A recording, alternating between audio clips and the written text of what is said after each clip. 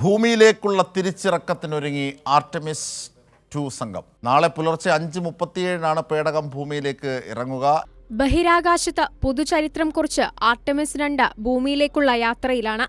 സാങ്കേതികമായി ഏറ്റവും വെല്ലുവിളി നിറഞ്ഞ ഒരു ഘട്ടത്തിലേക്കാണ് ആർടെമിസ് 2 അടുക്കുന്നത്. ദൗത്യത്തിലെ ഏറ്റവും അപകടകരമായ ഘട്ടത്തിലേക്ക്. സാന്റിയാഗോ തീരത്തോട് ചേർന്ന ശാന്തസമുദ്രത്തിലാണ് യാത്രാപേടകമായ ഒറയോൺ ഇന്റഗ്രിറ്റി വന്നിറങ്ങുക. ഭൂമിയുടെ അന്തരീക്ഷത്തിലേക്ക് പ്രവേശിക്കുന്നതിന് 45 മിനിറ്റ് മുൻപ് പേടകത്തിൽ നിന്ന് സർവീസ് മൊഡ്യൂൾ വേർപെടുത്തും. ഭൂമിയുടെ അന്തരീക്ഷത്തിലേക്ക് പ്രവേശിക്കുന്ന ഘട്ടം അതീവ നിർണായകമാണ്. കടലിൽ നിന്ന് പേടകത്തെയും യാത്രികരെയും വീണ്ടെടുക്കാൻ അമേരിക്കൻ നാവികസേനയുടെ USS ജോൺ പി മുർത്ത എന്ന പ്രത്യേക കപ്പൽ സജ്ജമാണ്. കപ്പലിൽ വെച്ച് തന്നെ സഞ്ചാരികളുടെ പ്രാഥമിക വൈദ്യപരിശോധന നടത്തും.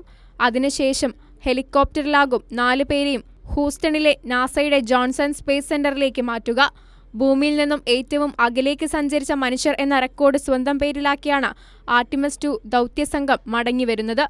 54 വർഷത്തിന് ശേഷം നടന്ന മനുഷ്യ ചാന്ദ്ര ദൗത്യത്തിലൂടെ അത്യപൂർവ ചിത്രങ്ങൾ സംഘം പകർത്തുകയും ചെയ്തു. Reid Wiseman, Victor Glover, Christina Koch, ജെറമി ഹാൻസൻ എന്നിവരുമായി ഏപ്രിൽ 2 ഇന്ത്യൻ സമയം പുലർച്ചെ 4:06 ഫ്ലോറിഡയിലെ കെന്നഡി സ്പേസ് സെന്ററിൽ നിന്ന് ആർടെമിസ് 2 വിജയകരമായി വിക്ഷേപിച്ചത്.